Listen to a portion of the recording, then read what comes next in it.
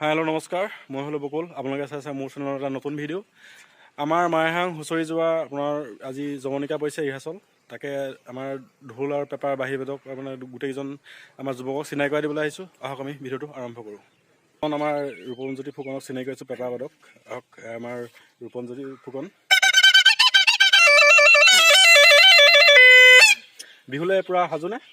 সাজু আমি এবাৰ মাইহাং বিহু দলটো এবাৰ বহাগক আদৰিবৰ কাৰণে আমি দলে বলে ওলাই আহিছোঁ। যিহেতু আপোনাৰ কৰোণাৰ কাৰণে 2 বছৰ আমাৰ বিহু মাৰিবলৈ নাপালোঁ, এবাৰ আপোনালোকৰ বিহু দেখাম, বিহু চাব। যদি বিহু কেনেকুৱা পায় কমেণ্ট কৰিব। আমাৰ ৰূপণজ্যোতি ফুকন আৰু নমস্কাৰ। এয়া আমাৰ উমেশ নমস্কাৰ দৌৰা ন, উমেশ দৌৰা।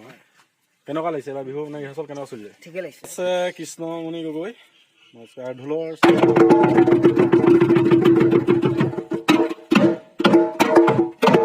এবাৰ পূৰা সাজু নাই একদম বিহু পূৰা ন। আমাৰ ঢোলত আছে নয়নদিলীপ গগৈ আৰু পূৰা ঢোলত মানে লিড লয় মানে গোটেই টিমটো। চিনাকি কৰাই দিছোঁ। নমস্কাৰ। চবৰ শুনাই দিয়া ৰাইজক কেনেকৈ